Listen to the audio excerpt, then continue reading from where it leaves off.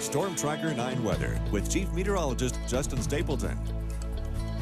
As expected this afternoon, the upper level low sitting off of the coastline here has been producing some strong thunderstorms. Most of those have been over the Cascades, but they are out there, and they're producing some pretty strong not only winds, but also some good, strong, small hail and lots of lightning strikes, something the fire crews have been watching very carefully. We'll continue to monitor it here in the weather set. But I want to show you something interesting at the end of the sweep here. This is the visual satellite, and again, the feed kind of goes in and out on it here, but I want to show you something at the very end. Here's the cumulus buildup. You can see the thunderstorms flaring quickly as they move from south to north, but watch at the very end. The low is still offshore. Look when it kind of phases out there. You can still see sort of like a little bumpiness to the clouds.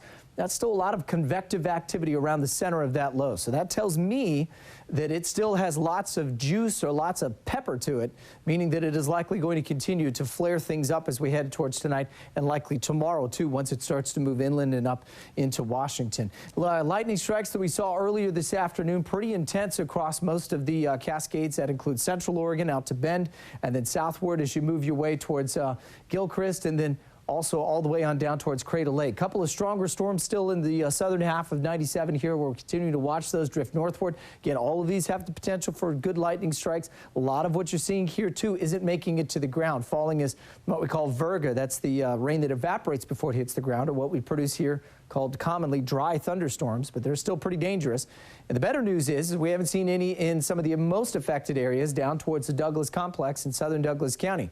Things have been dry so far today, and a little bit of a stronger wind out of the southwest has helped clear some of the skies a bit, so the fire crews are able to get some of the helicopters and some of the aerial units in there to get an idea where those fire lines are now, which they couldn't see with the smoke. So there's the low. That will continue to slowly drift inland over the next 24 hours, and it's going to keep a cool forecast for us, too, for most of the day on Thursday. 60s up and down the coast for today. We saw mid to upper 70s, real thick layer of marine cloud cover throughout the day, and then certainly where we had more sunshine, temperatures much hotter, 80s and 90s back off to the east, which is where most of the threat will move for tomorrow. So overnight tonight, we'll see the temperatures fall about 10 degrees from where they are now. We've got a couple of storms trying to develop here across the, let's say, around Sweet Home as you get up in towards some of the foothills up in Benton and Lynn County. We'll keep our eye on that as well.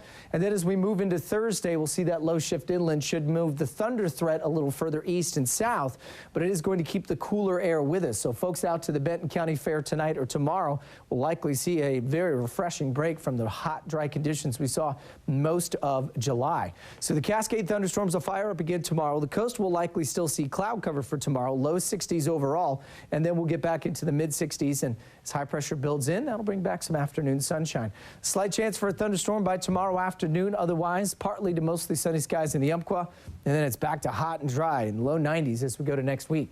Cascades will see thunderstorms fire again tomorrow. Same thing across central Oregon. Could see some strong ones for tomorrow's forecast as well, and then it dries out. We're back into the low to mid and even upper 80s as we go to next week. And the valley, partly sunny skies, so similar to today. I think it'll be kind of a foggy, overcast morning. And then we'll have to watch. I do think I've had a lot of folks ask and say, hey, will we get any rain from these thunderstorms? If we do, guys, it's going to be probably late night tonight. When some of the ones that develop in the foothills kind of fall apart, they'll just slide their way down into the valley here. But I'm not expecting much. I don't think we're seeing any major rocking weather tonight. Good. At least down here in the valley floor. All right. We'll be right back.